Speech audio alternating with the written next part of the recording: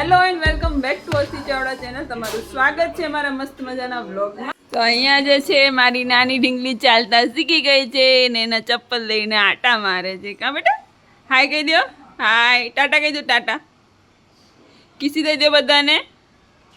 અરે વાહ, ચાલો બાપા અહીં જાઓ, બાપા અહીં જાઓ. તો જો બે છોકરીઓ આવી ગઈ ને બેન બાપા અહીં આવી ગયા.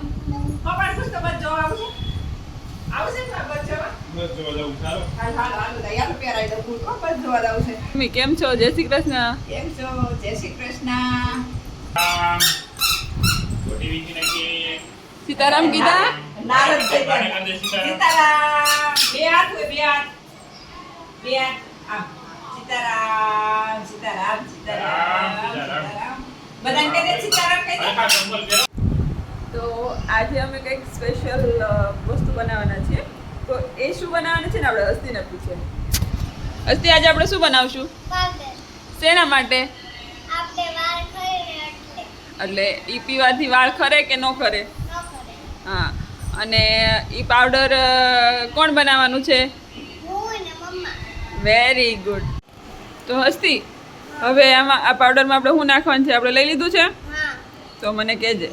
તો હવે આને શું કહેવાય હસ્તી? હા, આ છે સફેદ તલ. અને બીજા કયા તલ આવે?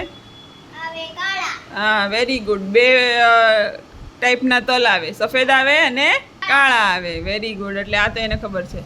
હવે આ કયા છે? આ સૂર્યમુખીના બી. સૂર્યમુખીના બી કહેવાય. હા, એટલે આને બીજું ઇંગ્લિશમાં શું કહેવાય હસ્તી? Sunflower seed.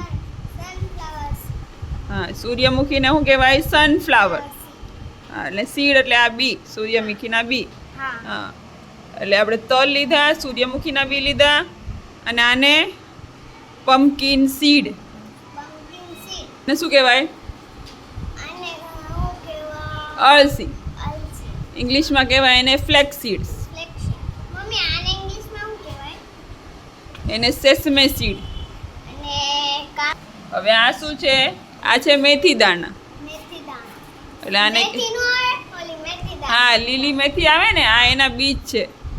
લીલી મેથીના જ આ બીજ છે. એટલે આ મેથી દાણા છે. અને આને ઇંગ્લિશમાં કહેવાય ફેનોગ્રીક સીડ.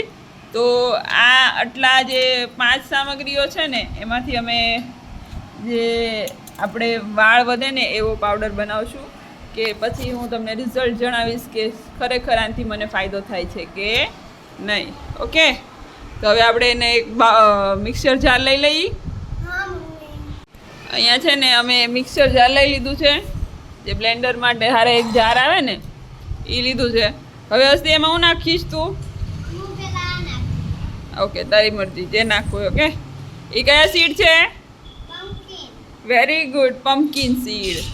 હવે બીજા કયા સીડ નાખવાના છે તારે? સૂર્યમુખી. ઇંગ્લિશમાં શું કહેવાય? ગ્રીન કલરના પમ્પકિન સીડ હતા. ઇંગ્લિશમાં વ્હાઇટ કલરના જે આ સીડ છે એને શું કહેવાય? Sunflower seed.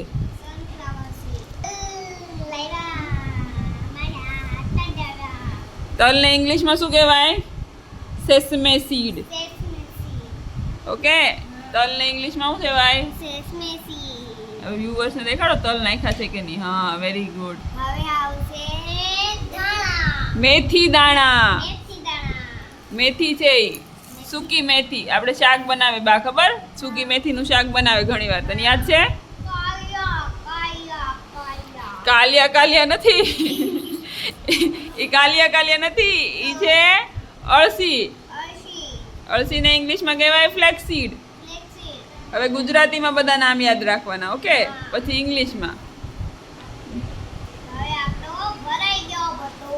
બધું ભરાઈ ગયું હે ને? આખું જાર ભરાઈ ગયું છે અમારે. આખું જાર ભરાઈ ગયું છે. હવે એનું ઢક્કન બંધ કરવાનું છે. કા બેટા? હા, ઢક્કન બંધ કરવાનું છે. પછી આમ બૂમ બૂમ કરવાનું છે. કેનથી કરવાનું? મિક્સરથી.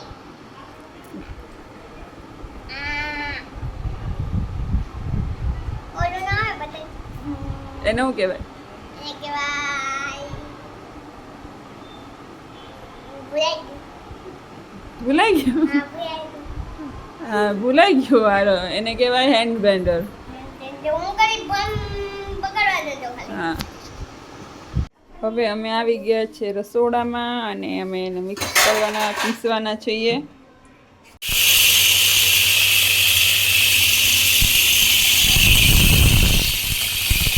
તો અમે અહીંયા છે ને પાવડર પીસી લીધો છે અને આમાં થોડુંક મેથી ને બધું આખું ભાગું જ રાખ્યું છે, બહુ પાવડર નથી કર્યો. બરાબર, આટલું લીધું છે અસ્તી અને અસ્તી ટ્રાય કરશે. ચાખો. સાચું ભાઈ કડવું લાગ્યું? સરખું ચાવીને પીજે હો એ બધું.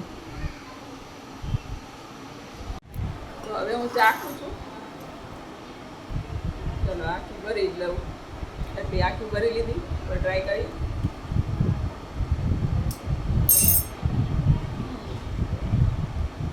વધારે કરવું નથી લખતું.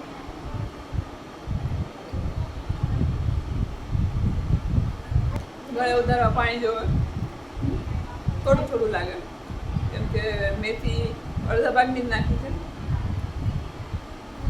અને મેથી દાણા જે છે એ મિક્સરમાં તમે અલગથી પીસજો કેમ કે અમે ભેગા પીસા છે ને તો એ હરખા નથી પીસાણા. મેથી અલગથી પીસી નાખવાની. જો મેથીનો પાવડર હોય તો મેથીનો પાવડર ડાયરેક્ટ નાખજો 2 ચમચી. મેથી દાણા આખા રહી ગયા છે અને પેલા બધા બીજ છે ને એ હરખા પીસાઈ ગયા છે. મેથી દાણા આખા આવે છે.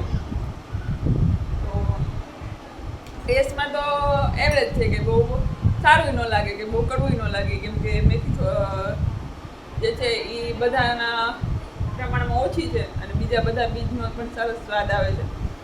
તો મેં એવું નક્કી કર્યું છે કે સવારમાં 1 ચમચી રોજ પીસ અને અંદાજે કહો ને કે 10 દિવસ ચાલે, 10 થી 15 દિવસ ચાલે એવું લાગે છે. તો 10-15 દિવસ ટ્રાય કર્યા પછી જોઈ કે હેરફોલ ઓછો થયો છે કે નહીં. લાઈક કરો, શેર કરો અને સબસ્ક્રાઇબ કરો અને જેને તમારા વાળ એકવાર પીધું હોય તો ન થાય, આટલી બધી વાર પીધું હોય તો જ થાય. હા એટલે એકવાર પીવાથી રિઝલ્ટ ન આવે. તમારે 1 મહિનો 15 દિવસ અઠવાડિયું પીવું પડે. તો આવા જ નવા વિડીયો જોવા માટે અને અમને સપોર્ટ કરવા માટે ચેનલને સબસ્ક્રાઇબ જરૂરથી કરજો. બાય બાય, આવજો બધા.